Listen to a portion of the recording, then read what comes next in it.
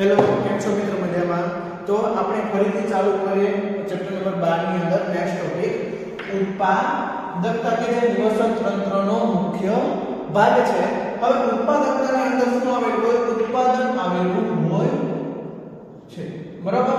હવે આ બંને વર્ડ જુદા જુદા મીનિંગ ધરાવે છે. તો પહેલા આના વિશે સમજી લઈએ, પછી આના વિશે સમજાવું. તો કે ઉત્પાદન કોને કહેવાય? તો કે એકમ ક્ષેત્રફળ દીઠ ઉત્પન્ન થતા જૈવભારના જથ્થાને ઉત્પાદન કહેવામાં આવે છે. શું કહેવાય?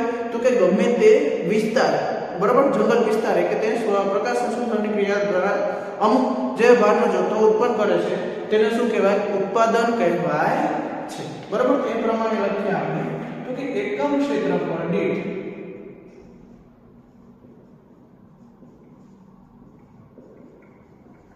ઉત્પન્ન થતા જૈવભારનો જથ્થો. બરાબર? હવે એને એકમ સ્વરૂપે લખીએ આપણે તો કે એકમ ક્ષેત્રફળ દીઠ અથવા એને મીટર સ્ક્વેર સ્વરૂપે લઈએ. ઉત્પન્ન થતો જૈવભારનો જથ્થો તો કે ગ્રામમાં હોય અથવા કેજીમાં હોય. બરાબર? તો કે એ પ્રમાણે એકમ ક્ષેત્રફળ દીઠ ઉત્પન્ન થતો જૈવભારનો જથ્થો તેને શું કહેવાય? ઉત્પાદન કહેવાય. ઉત્પાદકતા અને ઉત્પાદક તે બંને અલગ અલગ મીનિંગ ધરાવે. હવે એક્ઝામ્પલ દ્વારા સમજીએ કે કોઈ એક કંપની છે, તેની અંદર એક દિવસની અંદર કેટલો ઉત્પાદન થાય છે? તો કે 100 કિલો જેટલું ઉત્પાદન કરે. અને મહિના દિવસની અંદર કેટલું કરે? તો કે 1000 ટન જેટલું ઉત્પાદન કરે છે. તો કે તેની શું થઈ? મહિના દિવસની ઉત્પાદકતા થઈ. અને દરરોજનું જે ઉત્પાદન કરે છે તેને શું કહેવાય? જે પ્રોડક્શન આપે છે તેને શું કહેવાય? ઉત્પાદન કહેવામાં આવે છે. બરાબર? આ બંને જુદા જુદા મીનિંગ ધરાવે છે. નેક્સ્ટ આપણે સમજીએ તો કે આ જે નિવસન તંત્ર છે એની અંદર જે ઉત્પાદકતા છે સ્થાયી હોવી જોઈએ. બરાબર? ક્રિયાશીલ હોવી જોઈએ કે જે સતત ઉત્પાદનમાં ફાળો આપે અથવા સતત ચાલુ. તો તે નિવસન તંત્રનો મુખ્ય શું છે? સ્ત્રોત તો કે સૂર્યના પ્રકાશ દ્વારા, બરાબર, વનસ્પતિઓ પોતાનો ખોરાક મેળવે છે. આથી તેના વિશે લખીએ તો કે કોઈ પણ નિવસન તંત્રની અંદર સૂર્ય તે મુખ્ય સ્ત્રોત છે. તો કે કોઈ પણ નિવસન તંત્રની અંદર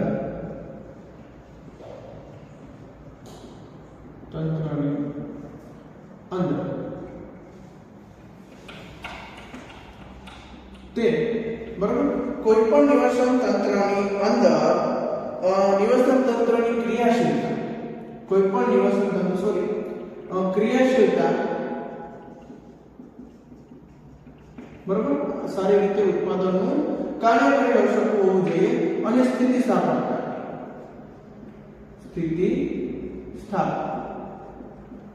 બરાબર, સ્થિતિસ્થાપકતા જાળવવા માટે શું? સૂર્ય ઊર્જાનો સતત પ્રવેશ જરૂરી છે. જાળવવા માટે સૂર્ય ઊર્જાનો સતત પ્રવેશ જરૂરી છે. બરાબર? તેના જ રીતે શું થાય? ઉત્પાદન જળવાઈ રહેશે. હવે આપણે ટેક્સ્ટબુકની અંદર આપેલો છે એમાં સમજીએ કે પહેલા આપેલું છે પ્રાથમિક ઉત્પાદકતા. પ્રાથમિક ઉત્પાદન તો કે તેમાં આપણે સમજીએ કે પ્રાથમિક ઉત્પાદન કહેવાય પણ તો કે નિવસન તંત્રની અંદર જે વનસ્પતિઓ પ્રકાશ સંશ્લેષણ કરી એકમ ક્ષેત્રફળ દીઠ અમુક ચોક્કસ સમયગાળાની અંદર જે ઉત્પાદન કરે છે તેને શું કહેવાય? પ્રાથમિક ઉત્પાદકતા કહેવાય છે. તો બાળકો સાલ મારી સાથે લખીએ એની અંદર તો કે તેમાં શું લખીએ? તો કે પ્રકાશ સંશ્લેષણ દરમિયાન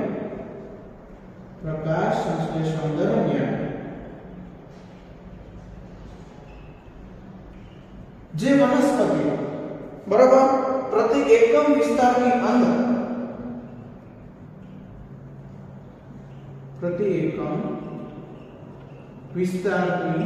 અંદર અને અમુક ચોક્કસ સમયગાળામાં ઉત્પાદન કરે તેને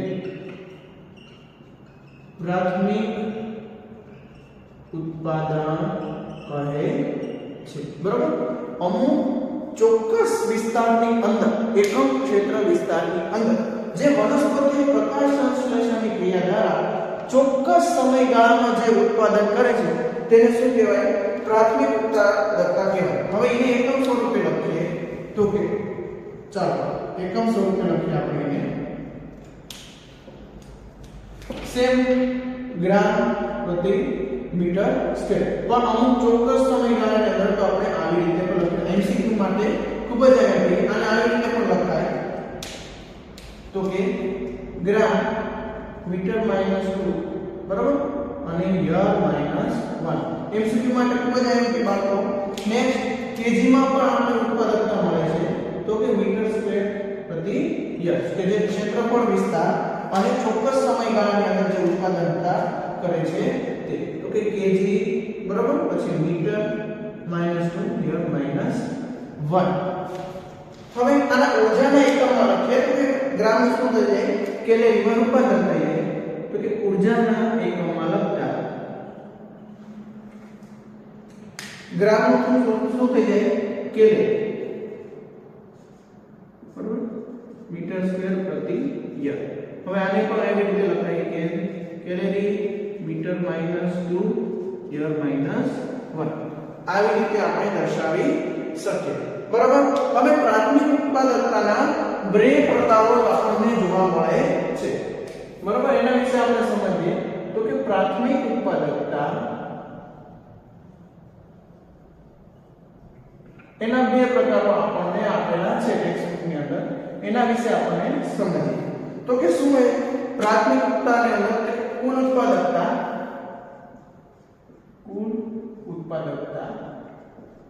તેને શું કહેવાય? બરાબર. કુલ ઉત્પાદકતા કે જે વનસ્પતિઓ પ્રકાશ સંશ્લેષણ દરમિયાન કુલ ઉત્પાદન કરે છે તેને શું કહેવાય? જીપી. બરાબર. જીડીપી નું ફૂલ ફોર્મ લખીએ તો કે ગ્રોસ એટલે વનસ્પતિ પ્રાઇમરી પ્રોડક્શન. બરાબર. હવે વાસ્તવિક પ્રાથમિક ઉત્પાદકતા વિશે આપણે સમજીએ જે આનો બીજો ભાગ છે. બીજો આપેલું છે વાસ્તવિક પ્રાથમિક ઉત્પાદકતા. એમાં આપણે સમજીએ તો કે તેને શું કહેવાય?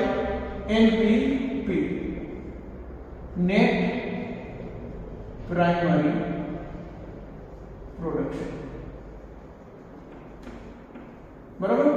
એને નેટ પ્રાઇમરી પ્રોડક્શન કહેવામાં આવે છે. તો કે તેના વિશે સમજીએ તો કે પ્રકાશ સંશ્લેષણ કરે છે વનસ્પતિઓ, પ્રકાશ સંશ્લેષણ કરે છે ત્યારે તેનો કુલ જે ટોટલ જૈવભાર ઉત્પન્ન થાય છે તેને શું કહેવાય?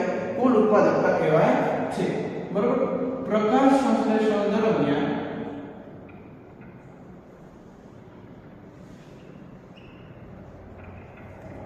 ઉત્પન્ન થતો કુલ જૈવભાર બરાબર તેને શું કહેવાય? કુલ ઉત્પાદકતા કહેવામાં આવે છે. હવે એનપીપી એટલે શું?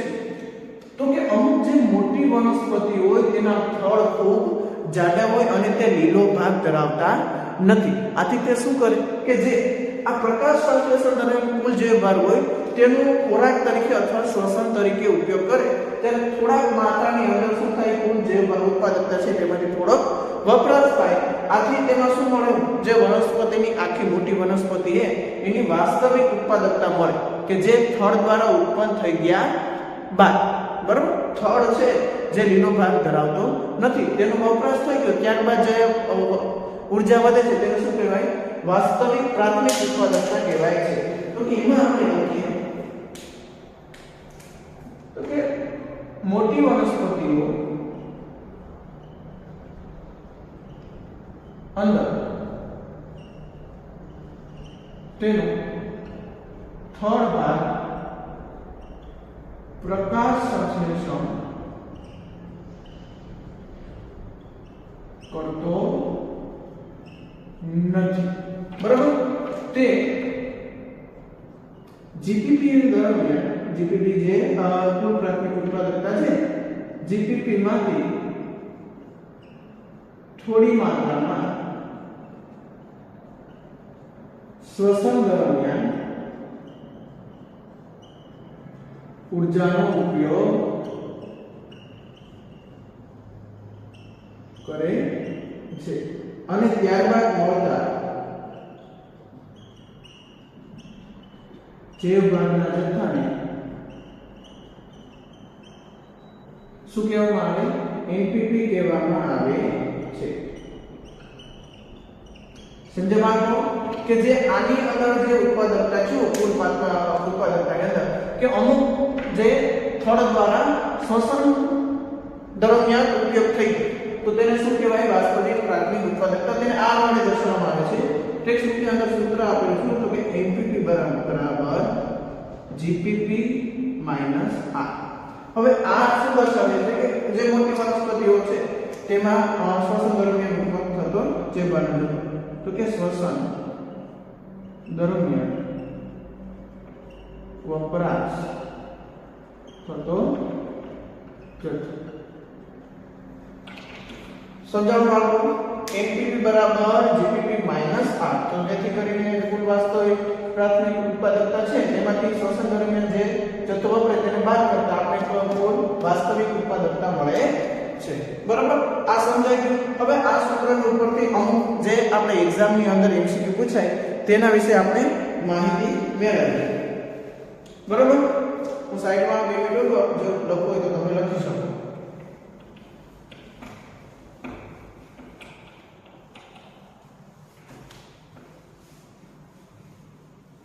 ક્યારેક આની સૂત્ર ઉપરથી ગુજકેટ નીટની અંદર જે પ્રશ્નો પૂછાય તેના આપણે આસાનીથી જવાબ આપી શકીએ. તે માટે અહીંયા તમે પ્રેક્ટિસ કરો એમાં ખાસ ધ્યાન આપજો. બરોબર? તો કે એમાં આપણે સમજીએ તો કે પહેલા સૂત્ર લખેલું જેથી કરીને આપણે ખ્યાલ આવે તો કે એનપીપી બરાબર જીપીપી માઈનસ આ કે જે મેં તમને હમણાં સમજાવ્યું. હવે એમાં આપણે જોઈએ ક્યારે કેવું પૂછાય તો કે એનપીપી 0 ક્યારે થઈ શકે? જે આ પ્રોડક્શન છે તે 0 ક્યારે થઈ શકે? તો એમાં લખીએ એનપીપી 0 બરાબર 0 ક્યારે થઈ શકે? એમાં આપણે સમજીએ તો કે એનપીપી બરાબર જીપીપી માઈનસ આર. હવે આર બરાબર જીપીપી થાય ત્યારે શું થાય? આ બંને કટ થાય અને આના શૂન્ય આવે ત્યારે શું થાય? એનપીપી શૂન્ય થઈ શકે. તો કે કઈ સમયની અંદર તો કે પાનખર ઋતુની દરમિયાન પાનખર ઋતુ દરમિયાન જે કુલ વાસ્તવિક ઉત્પાદકતા છે તેનું ઓછું ઉત્પાદન જોવા મળે અને શ્વસનમાં વધારે જોવા મળે. જેથી કરીને શું થાય? જીપીપી બરાબર આર. બરાબર? તો કે જીપીપી બરાબર આર થાય ત્યારે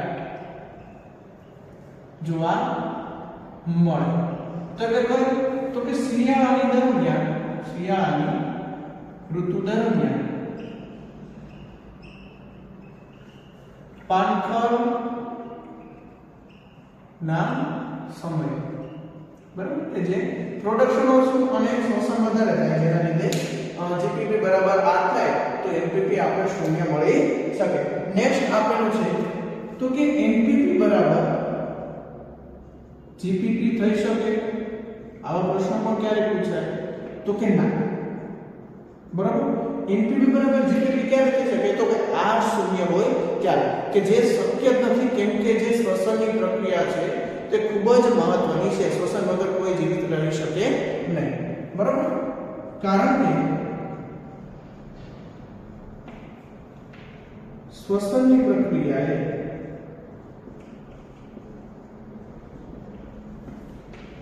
ખૂબ જ મહત્વની છે. બરાબર? આ બીજો પ્રશ્ન. હવે નેક્સ્ટ આપણે સમજીએ. હજી પણ આપણે પ્રશ્ન પૂછાય તો કે જીપીપી બરાબર 0 ક્યારે થાય? જીપીપી બરાબર 0 ક્યારે? એના વિશે આપણે સમજીએ તો કે રાત્રિ દરમિયાન હાવ પ્રોડક્શન બંધ ક્યારે થાય? રાત્રિ દરમિયાન સૂર્યપ્રકાશ હોતો નથી. એ સમયની અંદર જીપીપી બરાબર 0 થઈ શકે કેમ કે ત્યારે શું થાય? કોઈ પણ વનસ્પતિ પ્રોડક્શન કરતું નથી. તો આપણે ઓપ્શન નંબર લખવાનું અથવા ટીક કરવાનું તો કે રાત્રિ દરમિયાન વનસ્પતિઓ પ્રકાશ સંશ્લેષણ કરતી નથી. બરાબર. નેક્સ્ટ સમજીએ તો કે જીપીપી અને એનપીપી નો રેશિયો બરાબર ક્યારે વધે અને ક્યારે ઘટે. જીપીપી અહીંયા સમજી લઈએ. બરાબર. જીપીપી અને એનપીપી નો રેશિયો તો એમાં સમજીએ તો કે જીપીપી અને એનપીપી નો રેશિયો કે ક્યારે વધારે જોવા મળે ક્યારે ઓછો જોવા મળે છે.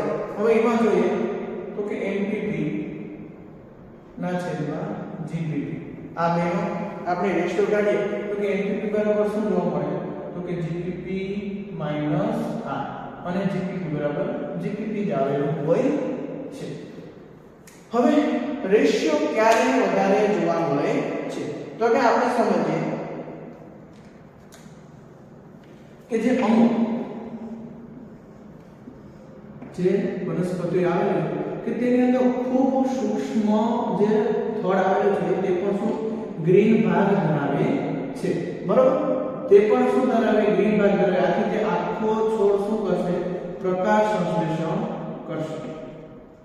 બરોબર. પ્રકાશ સંશ્લેષણ કર્યું એટલે જીપીપી વધારે એટલે તેનો રેશિયો શું જોવા મળે વધારે જોવા મળે છે નાના છોડની અંદર વધારે. બરોબર. એવી જ રીતે જ્યારે મોટા વૃક્ષો આવેલા હોય બરોબર તેની અંદર જે આ થડ જે તે ગ્રીન ભાગ ધરાવતો નથી તો તેમાં શું થાય કે જે આ જીપીપી દ્વારા જે પ્રાઇમરી પ્રોડક્શન છે તેનો ઉપયોગ થાય અને કુલ વાસ્તવિકતા ઉત્પાદકતા મળે તો ત્યારે શું થાય તો કે મોટા વૃક્ષોની અંદર ઘટાડો જોવા મળે છે. બરાબર. આવી રીતે આપણને રેશિયો મળે. ફરીથી એકવાર મારી સાથે આવી જાઓ. આ સૂત્રો પરથી ઘણા એમસીક્યુ પૂછાય તેના વિશે આપણે માહિતી મેળવીએ તો કે એનપીપી શૂન્ય ક્યારે થઈ શકે.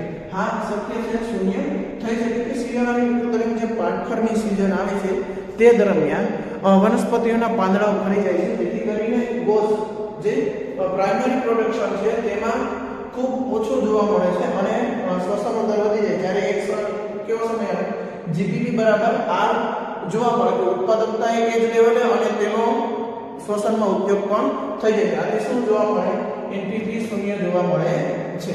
હવે એનપીપી બરાબર જીપીપી થઈ શકે તો કે જ્યારે શ્વસનની ક્રિયા ન થાય તો એનપીપી બરાબર જીપીપી થઈ શકે તો કે જે પોસિબલ છે નહીં. બરાબર. હવે જીપીપી બરાબર શૂન્ય ગ્રોસ પ્રાઇમરી પ્રોડક્શન કે જે ક્યારે ઉત્પાદન કરતું નથી તો કે રાત્રિ દરમિયાન. બરાબર. રાત્રિ દરમિયાન સૂર્યપ્રકાશ હોતો નથી જેથી કરીને તે પ્રકાશ સંશ્લેષણ કરી શકતું નથી. જીપીપી અને એનપીપી નો રેશિયો ક્યારે વધારે ઘટાડો જોવા મળે છે બાળકો તો કે જે નાના છોડ છે તેની અંદર જે ગ્રીન ભાગ ધરાવે એનો થોડોક ગ્રીન ભાગ ધરાવે જેથી કરીને એ પણ પ્રકાશ સંશ્લેષણ કરે છે અને પ્રાઇમરી પ્રોડક્શન આપણને આપે છે. મોટા વૃક્ષોની અંદર જે થોડો ભાગ આવેલો હોય કે જે ગ્રીન ભાગ ધરાવતો નથી અને શ્વસન તરીકે ઊર્જાનો ઉપયોગ કરે છે તેની અંદર શું જોવા મળે એના રેશિયોની અંદર ઘટાડો જોવા મળે છે. બરાબર. આ બેઝિક રીતે પૂછાતા હોય છે. હવે આગળ આપણે માહિતી મેળવીએ કે જે એનપીપી છે બરાબર કુલ વાસ્તવિકતા ઉત્પાદકતા છે કે જે વાસ્તવિક છે કુલ ઉત્પાદકતામાંથી આપણે વાસ્તવિક નહીં તો કે તેનું કાર્ય શું તેમાં શું જોવા મળે તો કે એનપીપી છે ને એ આગળના જે બારના જથ્થા માટે ઊર્જાનો સ્ત્રોત છે. બરાબર. આગળના પોષક સ્તરોમાં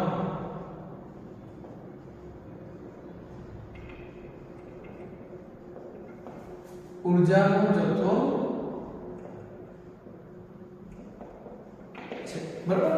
એનપીપી જે આગળના પોષક સ્તરો છે તેમાં શું કરે ઊર્જા સ્થળાંતરિત કરે છે. હવે આ પ્રાથમિક ઉત્પાદકતા આપણે જોઈ લીધું પણ પ્રાથમિક ઉત્પાદકતાની અંદર અમુક એવા તત્વો પણ આવેલા હોય કે જે ઉત્પાદકતાને શું કરે છે નુકસાન પહોંચાડે છે અથવા ખલેલ પહોંચાડે છે. એના વિશે આપણે માહિતી મેળવીએ તો કે કયા કયા એવા તત્વો છે તો કે પ્રાથમિક ઉત્પાદકતાને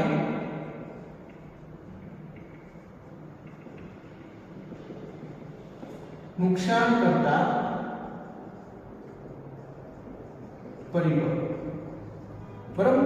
એની અંદર આપણે માહિતી મેળવીએ બાળકો તો કે પ્રાથમિક ઉત્પાદકતાને કઈ રીતે નુકસાન પહોંચાડે છે તો કે ઉત્પાદકોની પ્રકાશ સંશ્લેષણની ક્ષમતા, બરાબર.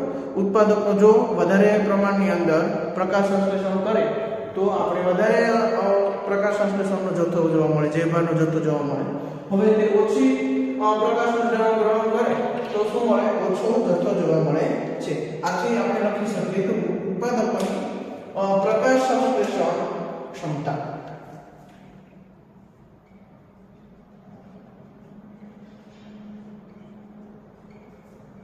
સંશ્લેષણ ક્ષમતા. બીજું કે અમુક જે મોટા જંગલો આવેલા હોય તેની નીચે મોટા મોટા વૃક્ષો આવેલા હોય તેની નીચે નાના વૃક્ષો પણ આવેલા હોય તેને શું કહે? પ્રકાશ સંશ્લેષણ અથવા સૂર્યના કિરણો મળતા નથી, આથી તે વ્યવસ્થિત રીતે પ્રકાશ સંશ્લેષણ કરી શકતું નથી. તો એમાં લખીએ આપણે તો કે સૂર્યના કિરણોની ઓછી પ્રાપ્યતા, બરાબર, જેના લીધે શું થાય? પ્રોડક્શનમાં ઘટાડો થાય. અમુક જે તાપમાન આવેલા હોય તેને પણ આપણે કહી શકીએ. હવે તાપમાન તો રણ પ્રદેશની અંદર પાવેલું છે, ત્યાં શું જોવા મળે? પોષક તત્વો અથવા પાણી જોવા મળતું નથી, આથી એ પણ લખી શકીએ પોષક તત્વો, બરાબર, જેના લીધે પણ ઉત્પાદકતા ઓછી જોવા મળે છે. અને ભેજ જ્યાં વધારે ત્યાં પણ આપણે ઉત્પાદકતા જોવા મળે છે, પણ જ્યાં ભેજવાળો વિસ્તાર હોતા નથી તે શું કરે છે? પ્રાથમિક ઉત્પાદકતાને નુકસાન પહોંચાડે છે. હવે આપણે જોઈ લીધું તો કે આપણા જીવાવરણની અંદર જે નિવસન તંત્ર છે તો તેની ઉત્પાદકતા કેટલી, બરાબર, તેના વિશે આપણે માહિતી મેળવીએ. તો કે જીવાવરણની અંદર ઉત્પાદકતા, બરાબર, કેટલી હોય છે? 170. આપણે ટેક્સ્ટ બુકની અંદર આપેલું છે 170 બિલિયન ટન. પહેલાના સમયની અંદર એવું માનવામાં આવતું કે આખા જીવાવરણની અંદર જે વધારે પડતો ભાગ શું કરાવે? પાણી આવેલું, બરાબર. પાણી આવેલું એટલી વધારે એમાં ત્યારે એવું મનાતું હતું કે જે દરિયાઈ વિસ્તાર જલીય નિવસન તંત્ર છે તે વધારે પ્રોડક્શન કરે છે, પણ એવું છે નહીં. તેના વિશે હું તમને માહિતી આપું તો કે નિવસન તંત્રની અંદર સ્થળીય નિવસન તંત્ર અને જલીય નિવસન તંત્ર, બરાબર. હવે 170 ટનમાંથી જલીય નિવસન તંત્ર 55 બિલિયન ટન ધરાવે છે ઉત્પાદકતા, અને બાકીનું વધુ કેટલું? 115 બિલિયન ટન જે સ્થળીય નિવસન તંત્ર ધરાવે છે ઉત્પાદકતાની અંદર. તો કે આ જલીય નિવસન તંત્ર તો વધારે પડતો ભાગ મૂકે છે, તો એનું કેવું? તો કે જાણે કે આપણે સમજીએ આ ઊંડો દરિયો છે, બરાબર. હવે તેના ઊંડાણના વિસ્તારોની અંદર જ્યાં શું છે કે સૂર્યપ્રકાશ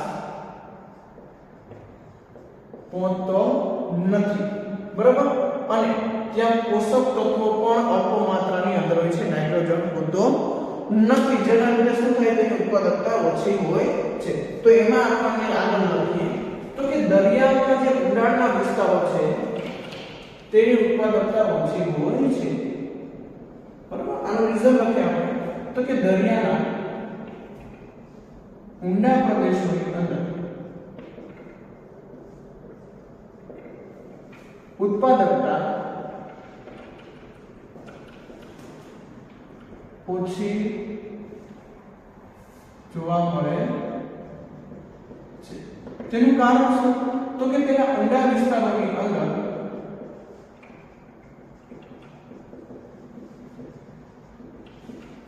સૂર્યપ્રકાશ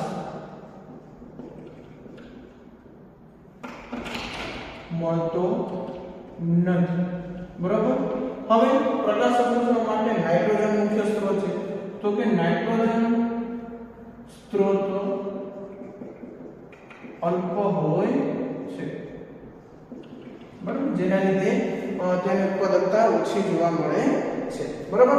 હવે આપણે સમજીએ આ ટોપિકનો લાસ્ટ જે આપેલ છે દ્વિતીય ઉત્પાદક. દ્વિતીય ઉત્પાદક તો કે દ્વિતીય ઉત્પાદક કહેવાય જાણ કે પ્રાઇમરી પ્રોડક્શન છે, બરાબર, કે જે આપણે વનસ્પતિઓમાંથી મેળવીએ.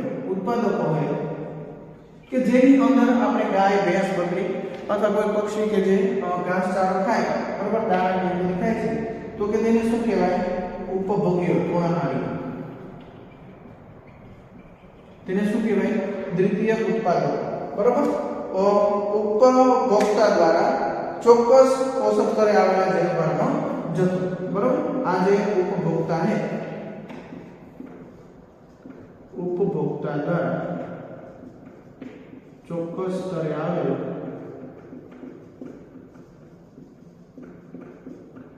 જૈવભારનો જથ્થો, બરાબર. આ કયા સ્તરે આવેલો? પ્રથમ સ્તરે આવેલો તેને શું કહેવાય? પ્રાથમિક ઉપભોગીય તૃણાહારી. બીજા સ્તરે આવેલો હોય તો દ્વિતીય ઉપભોગી, બરાબર. એ પ્રમાણે કે જે ઉત્પાદકો હોય તેનું શોષણ કરે અથવા તેને ખાય છે તેને શું કહેવાય? તૃણાહારીઓ. તેને પણ ઉપભોક્તા કહેવાય છે, દ્વિતીય ઉત્પાદક, બરાબર. હવે અહીંયા આ ટોપિક પૂરો થાય છે. નેક્સ્ટ ટોપિક આપણે સમજીએ વિઘટન.